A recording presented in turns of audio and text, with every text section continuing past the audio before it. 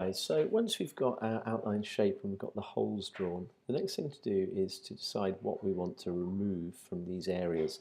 Now, you've got to get a bit of a balance between, you need to remove enough to let some light out, but you don't need to want to remove so much that the light comes out without being broken at all or softened in any way. You also don't want to remove so much material that you weaken this area, okay, and it ends up having no structural strength or rigidity.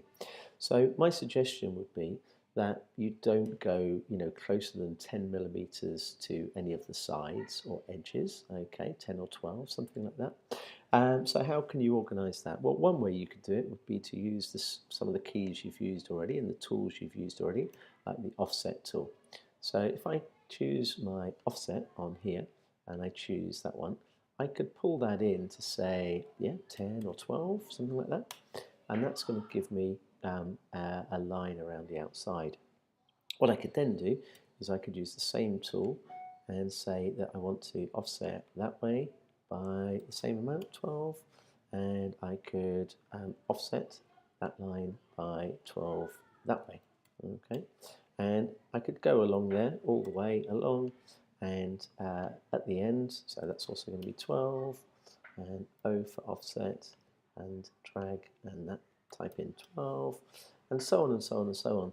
And then what's that saying to me is I'm going to work within those areas there. Okay, that's my sort of cutout zone, if you like, and I'm going to leave that way 12 millimeters around all the edges, all the sides of everything, and that should be more than enough to keep the thing rigid. The reason it's particularly sensitive in these corners is because that line there is where it's going to be bent, okay, where it's going to be folded. And if we come in too close to that, that's what's going on there. Let me just have a quick look. So that's 12 from the outside edge, but in actual fact I need it to be 12 from that edge, don't I, for it to work. So let's go offset and offset and onto that side and come this way, 12 I think. Is that right? I think that's right. Okay, so that's my sort of zone that I'm drawing in. So I better do that 12 from there. Yes, it is. Okay. Something doesn't look 100% right to me. Maybe it's just an optical illusion. Let's hope it is. Okay, so what I can then do is do my cutouts in there. So it's entirely up to you what you do. You might do something completely freestyle. Okay, so I'm going to just do, for example, I want to have some holes that I don't want to be all exactly the same size. I'm going to make some of them larger, some of them smaller, and it's going to be in a sort of fairly random arrangement. With that, the thing to watch out, don't let any of them get too close together. Remember, we're back to that same issue, aren't we? If you cut out too much, or you leave really sort of small, skinny sections of things, you run the risk of it getting severely weakened. So I could do something like that, for example. That might be quite nice. Depends on your point of view, I guess. A little bit bigger there, and then I might just zoom in and put a couple of tiny little ones in there, small ones there, and a smaller one there. Okay, so you could do something like that. If you're going to make it random, make it obviously random. Alternatively, you might want something a little bit more sort of regular, if you like. So what you could do is you could use something like a circular array. Okay, so if I want to find the centre of that area, which I think that probably is, we could use some construction lines, but I'm going to take potluck that is the centre. It looks like the centre to me. We can check it. Let's make that, what we make that, 5, for example. Let's go with that and enter that in. Okay. What I could now do is I could use an array. So I could come in and do something like a circular pattern. For the circular pattern, I'll need a second circle. So for my second circle, let's go there. And let's go 4.5, for example, a little bit smaller than the main one. Enter, enter. Now, I can use a tool in here called a circular pattern and say select the object that I want to rotate, which is that one, and select the center that I want to rotate around, which is the center of that circle, and it's going to start patterning that for me, but you need to then tell it, well, how many variations of that do you want? Okay, so 12, there you go, like hands of the clock, and boom. So you could do something like that. So you've got random, you've got a circular pattern, or alternatively, you could do something on a square pattern. So if I start with that same idea again, 5 millimeters, enter, enter, okay, come back up into here, and immediately underneath the circular pattern, there's a rectangular pattern. So if I click that, and it asks me to select the object, select the direction first of all, and then in distance type, we want to go from extent to spacing. Let's say that we're going to put in a distance of 10, for example. Okay, you can see how far that's going to be. It then asks, it's saying there's 3. Well, 3 actually works pretty well, doesn't it? Because it fits within my space. If I increase that, the next one is going to go outside, so it's probably not so good. But what I can do is I can change one direction to symmetric.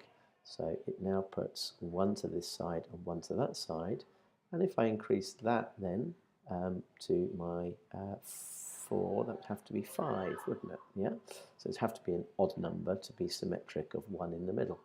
And then I could choose my other direction, and I could do something similar. So I could say that my distance wants to be 10 again, same amount. And I could say that I want that to be symmetric. Okay. And I can say that I want that to be 5 rotations that way. Not rotations, patterns, sorry. Okay.